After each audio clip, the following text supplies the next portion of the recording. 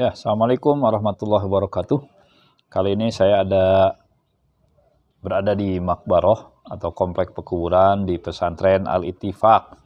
Dan di samping saya ini kuburan dari almarhum Al-Maghfurlah Kiai Haji Fuad Afandi yang meninggal pada 25 November 2021 ya. Dan untuk keberkahan beliau, kita kirimkan Al-Fatihah untuk kelapangan kuburnya dicahayai dan pesantren yang ditinggalkan semakin maju. Ala hadhihi niyah wa kulli niyatin sholihah ziyadatan fi syarafi nabiyina Muhammad al-Mustafa. Al-Fatihah. A'udzubillahi samii'il 'aliim minasyaitonir rajim. Bismillahirrahmanirrahim. Alhamdulillahirabbil alamin. Arrahmanirrahim. Maliki yaumiddin. Iyyaka na'budu wa iyyaka nasta'in. Ihdinas siratal mustaqim. Siratal ladzina an'amta 'alaihim ghairil maghdubi 'alaihim waladdallin. Ya, saya akan melanjutkan bacaan The Kingdom of Joy.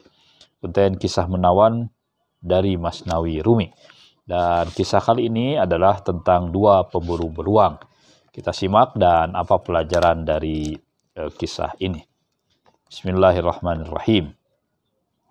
Suatu hari, dua sahabat lama, Ali dan Hasan, pergi berburu beruang karena butuh 3 hari perjalanan ke tempat di mana beruang-beruang itu tinggal. Dua sahabat itu mengepak makanan yang cukup untuk perjalanan itu dan berangkat di pagi buta. Di tiap penghujung hari, mereka menyantap makanan mereka dan menyalakan api unggun. Saat makan, mereka berbicara soal bagaimana akan habiskan uang yang akan mereka peroleh setelah menjual kulit beruang di pasar. Aku tak yakin apakah aku harus membeli sepasang bagal untuk pertanianku, renung Ali. Atau mungkin aku seharusnya memperbaiki atap rumahku. Setiap kali hujan, air menetes masuk dan istriku tak mau bicara padaku. Sekurang-kurangnya 4 hari. Jangan, tukas Hasan. Bagal? Mengapa kau bicara tentang bagal? Itukah yang kau inginkan? Menjadi pemilik bagal. Sedangkan mengenai atap rumahmu biarkan saja ia menetes. Dan bila istrimu tidak bicara padamu, ya sobat, seharusnya kau bersyukur. Bukankah kau selalu mengeluh soal bagaimana perempuan itu mengomelimu tanpa henti? Jangan, kau seharusnya menghabiskan uangmu untuk hal yang lebih menyenangkan. Aku sendiri akan membeli seekor kuda pacu yang paling mahal, dan kecepatan kuda itu akan membuatku tersohor sehingga kemanapun aku pergi, aku akan diterima dengan ramah sebagai pemilik kuda tercepat di timur. Atau mungkin aku akan pergi ke Baghdad, Isfahan, Shiraz, dan mungkin tempat-tempat lainnya. Seekor kuda, jawab pedas kawan seperjalanannya. Tolong bilang padaku apa artinya kuda. Kalau bukanlah keledai yang angkuh, kau salah. Kau tahu seekor keledai bisa. Ya, dan demikianlah seterusnya. Pada hari pertama, kedua, dan ketiga, siang hari dihabiskan dengan berjalan menuju tempat tinggal para beruang, dan malam hari dilalui dengan diskusi serius tentang bagaimana kedua pria itu akan menghabiskan uang yang mereka peroleh dengan susah payah. Tak lama kawasan beruang tampak di muka dan pembicaraan menjadi berkurang karena kini beruang mereka tak jauh lagi. Kita akan beristirahat untuk sementara di sini, di bawah pohon besar ini sebelum kita lanjutkan perjalanan. Segera kedua pria itu tertidur karena perjalanan memang melelahkan. Sedangkan malam-malam hanya mereka habiskan untuk diskusi panjang tentang bagaimana mereka akan membelanjakan uang. Waktu pun berlalu di bawah naungan pohon, dibelai oleh embusan angin sejuk yang mendesau dedaunan. Kedua pria itu tertidur pulas. Kehadiran kedua pria itu di hutan dengan segera diketahui oleh para binatang, karena aroma bumbu makanan yang mereka bawa menarik perhatian binatang-binatang itu. Indera penciuman beberapa hewan tentu amatlah tajam, dan tak ada yang lebih tajam penciumannya daripada penciuman beruang.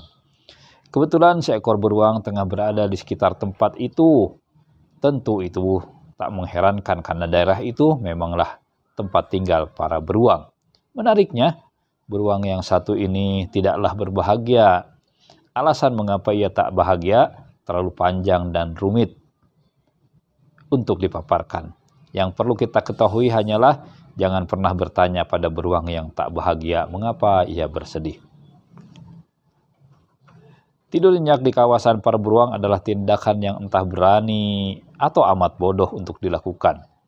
Terus tidur, seperti yang dilakukan dua orang itu, sementara seekor beruang yang tak bahagia sedang berdiri di hadapan mereka, hanyalah membuat tugas malaikat maut bertambah ringan, tak seperti orang di kisah sebelumnya yang mencoba kabur ke Hindustan.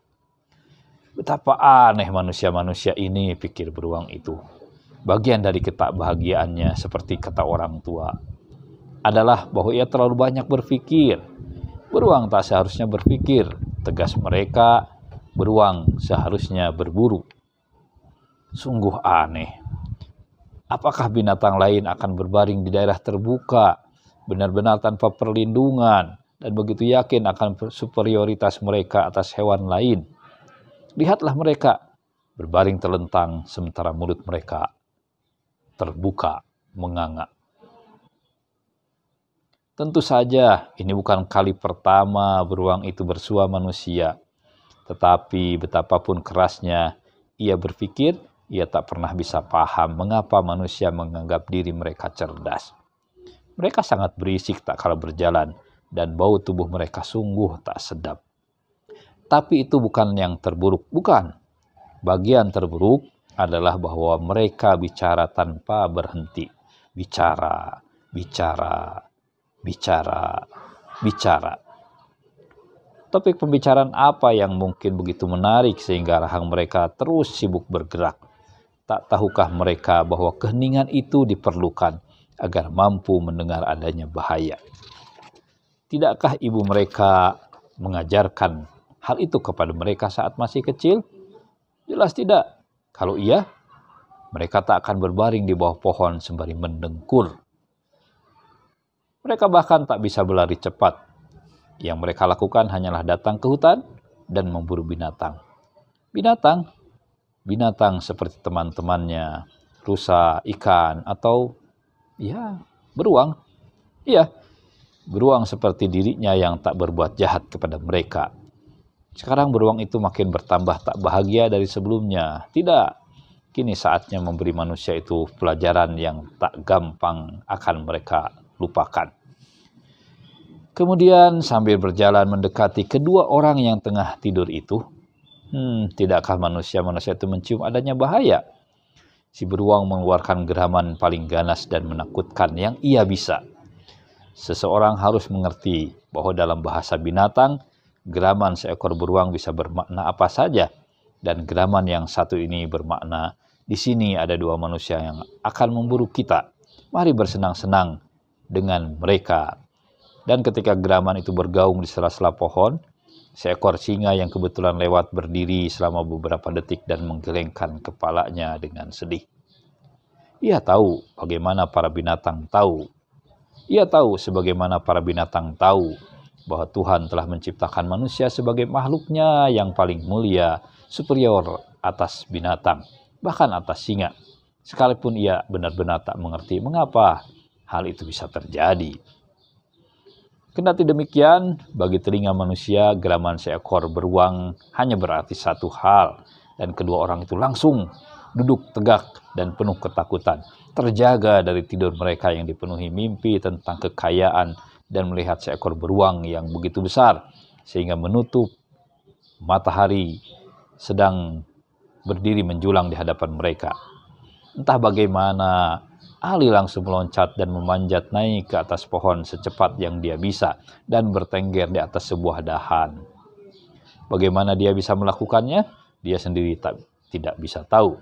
Sedangkan Hasan yang malang, kakinya menolak perintahnya dan dia hanya terbaring di atas tanah, menatap tak berdaya pada beruang yang tak bahagia itu. Dengan perlahan dan secara mengancam, beruang itu mendekati Hasan dan membungkuk ke atasnya. Begitu dekat, sehingga wajah mereka nyaris bersentuhan. Ali yang sedang melihat dengan penuh ketakutan pada temannya yang tampak akan disantap, merasa bingung karena beruang itu kelihatannya membisikkan sesuatu ke kuping Hasan sebelum beruang itu menjauh dan melangkah pergi dengan penuh penghinaan pada kedua manusia yang ketakutan itu. Untuk jangka waktu yang lama baik Ali maupun Hasan bergeming. Entah untuk alasan apa beruang itu mengampuni mereka meskipun ia dapat membunuh mereka dengan mudah. Lalu saat merasa yakin bahwa beruang itu sudah pergi jauh, Ali turun dari pohon dan membantu temannya bangkit dan keduanya pergi meninggalkan tempat itu dengan tergesa-gesa. Yang ada di benak mereka kini adalah kembali dengan selamat secepat mungkin ke kota. "Beritahu padaku," Ali bertanya pada kawannya ketika kedua orang itu sudah bisa mulai bicara lagi. "Tampak bagiku bahwa beruang itu membisikkan sesuatu padamu. Mungkinkah itu?" "Betul, ia memang membisikkan sesuatu padaku." "Tolong beritahu aku apa yang dibisikkannya." Hasan menggelengkan kepalanya dengan sedih. "Ia bilang padaku, jangan jual kulit beruang sebelum kau memburu beruangnya." Seperti yang telah kita lihat, Ali dan Hasan adalah sahabat karib.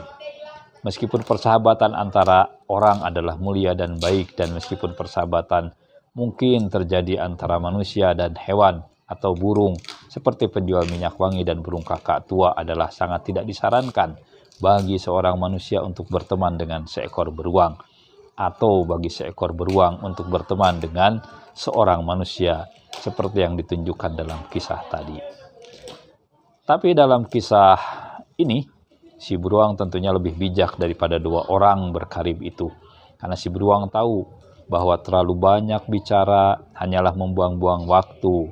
Dan jangan pernah bicara soal mendapatkan uang atau membeli sesuatu yang sebelum kau benar-benar menggenggam uang itu dalam tanganmu. Seperti sebagian besar dalam hidupmu adalah lebih baik bersyukur atas apa yang kau punya, kemudian memiliki hasrat untuk mencapai sesuatu yang lebih besar daripada bicara tanpa henti mengenai sesuatu yang belum kau capai. Jangan jual kulit beruang sebelum kau memburu beruangnya. Terima kasih. Wa ma taufiqi illa billah. Alaihi tawakkaltu wa ilaihi unib. Wassalamualaikum warahmatullahi wabarakatuh.